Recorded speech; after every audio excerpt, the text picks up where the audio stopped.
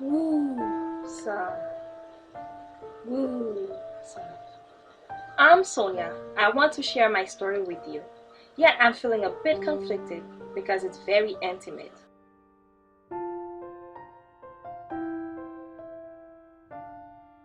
Perhaps I should just write it down and you can read it.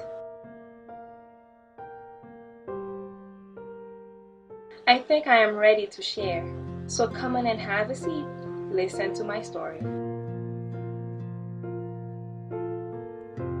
My favorite verse is Jeremiah 29 verse 11, and I was surely living it already. Everything was just perfect. I felt like I was already living that life. I was happy and I felt I was prospering. I thought it couldn't get better.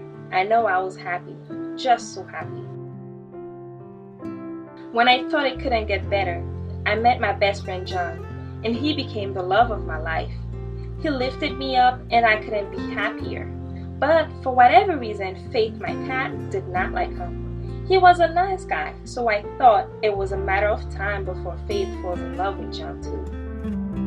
He kept me warm with his words, he was respectful, and encouraged abstinence during our relationship. Could you think of a more impeccable guy?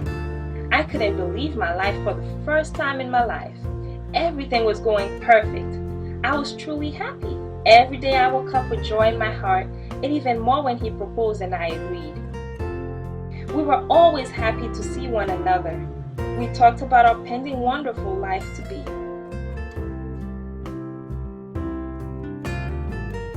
We meditated together, spent time together talking about our plans for our future.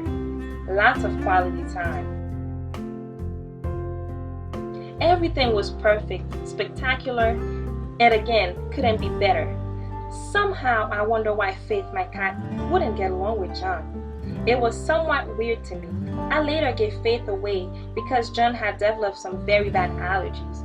It broke my heart, but hey, I couldn't marry my cat. We got married and bought our house. Just when I thought it couldn't get better, he got me a brand new car. I couldn't stop thinking about Faith. I was missing her, especially when he goes to work and I was left home alone. I would take long walks and breaks at the park alone, because John would be gone for days and weeks and eventually months. I started to feel very lonely in our marriage. I felt a bit broken. I would rest during the day and be restless at night. I was feeling broken by the minute, and I was not sure what to do. I did what I knew.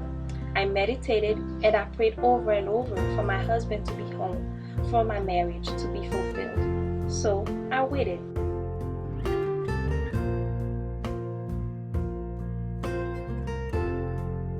And I continued to write.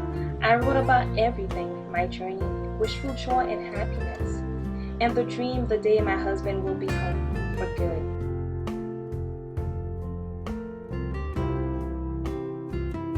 So I began to see the answers to my prayers. He'd come home for the weekends. Other times, he would be home for a couple of days. He was still John, but I felt something wasn't right. He did not change, but he was changing. He wasn't my John.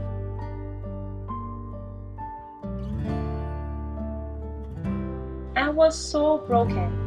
We wanted a family. We were arguing more than ever. He yelled and shoved, I pushed and cried, but every couple argues, so I hang on. We hang on. And the saga continues like this for the next weeks and months. I didn't understand why he was so upset and mean-spirited, and I was becoming the same. Through it all, we were patient. We were getting better. We were talking and we reconnected.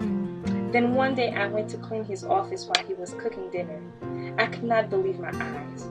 Then I got to meet the real John. Stay tuned for part 2, written by MarieLove for sistatok-mag and TV.